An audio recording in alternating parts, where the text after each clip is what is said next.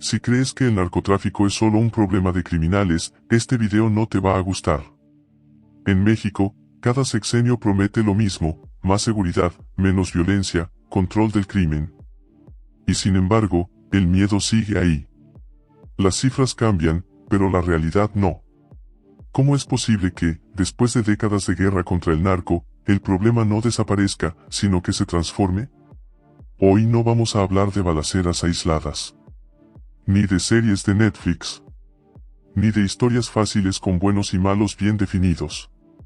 Hoy vamos a hablar de algo mucho más incómodo: la relación entre la política y el narcotráfico, una relación que no nació ayer y que en 2025 dejó de poder ocultarse.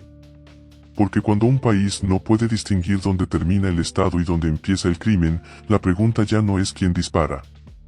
La pregunta es, ¿quién manda realmente? Quédate hasta el final, porque entender esta historia no solo explica lo que pasa en México, sino por qué el problema no se resuelve y por qué muchos prefieren que nunca se hable de él.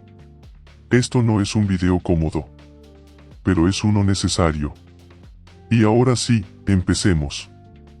El pacto que nunca se firmó. Durante décadas, México no fue gobernado solo desde el Palacio Nacional. También se gobernó desde ranchos, sierras y carreteras invisibles. No era caos. Era orden. Un orden silencioso donde la política y el narcotráfico no se combatían, se entendían. Durante gran parte del siglo XX, bajo el dominio del PRI, el narcotráfico no era un enemigo del Estado, sino un problema administrado. Los cárteles existían, traficaban, crecían, pero no desafiaban al poder político. El mensaje era claro. Puedes hacer dinero, pero no política. Puedes traficar, pero no gobernar. Ese equilibrio no se sostenía con leyes, sino con corrupción, pactos informales y control territorial. La violencia no desaparecía, solo no salía en las noticias. México no era un estado débil, era un estado que decidió convivir con el narco. Y ese fue el pecado original. ¿Fue estabilidad o fue complicidad? Cuando el Estado rompió el espejo. Todo pacto dura hasta que alguien decide romperlo. En 2006, el Estado mexicano rompió el suyo, y el país nunca volvió a ser el mismo. La llamada guerra contra el narcotráfico no solo fue una estrategia de seguridad, fue una ruptura del viejo sistema. El mensaje del gobierno fue: ya no hay reglas, ya no hay acuerdos. Pero aquí ocurre el giro narrativo. El Estado atacó a los cárteles. Los cárteles se fragmentaron. Y cada fragmento se volvió más violento, más local y más político. Los grupos criminales entendieron algo antes que los políticos. Si el poder ya no se negocia arriba, se conquista abajo. El Estado creyó que estaba debilitando al narco. Pero en realidad, estaba enseñándole a competir por el poder. La guerra fue un error, o un punto de no retorno inevitable. El narco aprende a hacer política. Cuando el dinero no es suficiente, buscas poder. Y cuando el poder no te lo dan, lo tomas. A partir de la fragmentación, los cárteles dejaron de ser solo organizaciones criminales y se convirtieron en actores políticos locales. No necesitan ganar elecciones nacionales. Les basta con controlar. Policías municipales. Alcaldías. Campañas.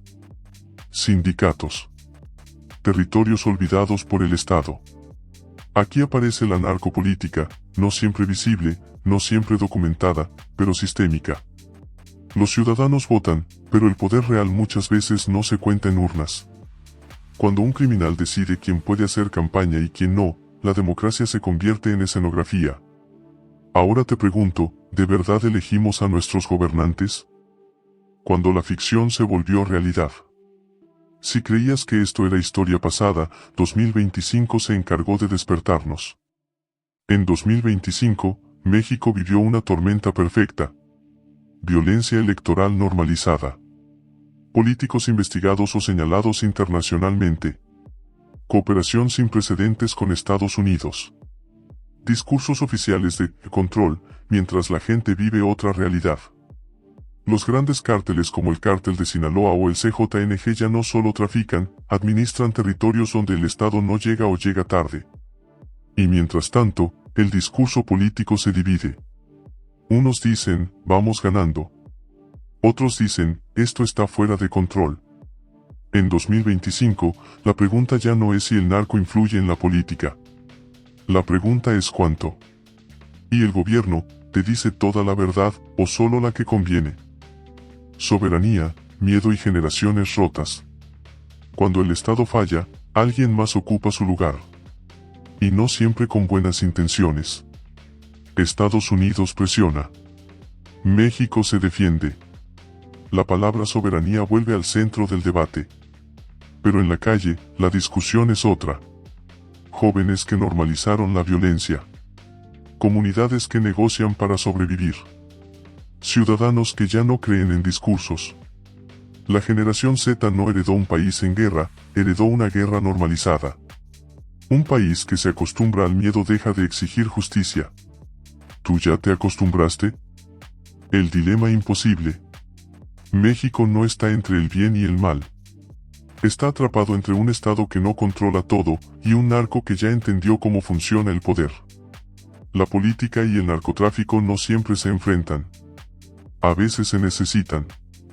El día que dejemos de hablar de esto por miedo o cansancio, ese día, el narco ya ganó. Después de todo lo que vimos, hay algo que ya no se puede negar: el narcotráfico no está afuera del sistema político mexicano, está dentro de él. Durante años nos dijeron que el problema eran los criminales. Luego nos dijeron que era la violencia. Después, que era la falta de recursos. Pero casi nunca se dijo lo más incómodo: un narco no gobierna solo si alguien se lo permite. Aquí no hay villanos simples ni héroes puros. Hay políticos que miran hacia otro lado. Hay instituciones rebasadas. Hay ciudadanos cansados. Y hay un sistema que aprendió a sobrevivir conviviendo con lo ilegal. Tal vez el verdadero fracaso no es que el narco exista, sino que nos hayamos acostumbrado a él. Porque cuando la violencia ya no sorprende, cuando los nombres dejan de importar, cuando la política se reduce a discursos vacíos, el poder cambia de manos sin necesidad de golpes de Estado. Y entonces la pregunta final no es si México tiene solución. Las preguntas son mucho más incómodas. ¿Estamos dispuestos a pagar el precio de cambiarlo, o preferimos seguir viviendo en esta mentira funcional? ¿El problema es el narco, o la clase política? ¿Mano dura o cambio de sistema? Un país no se pierde el día que manda el narco. Se pierde el día que deja de exigirle algo al poder.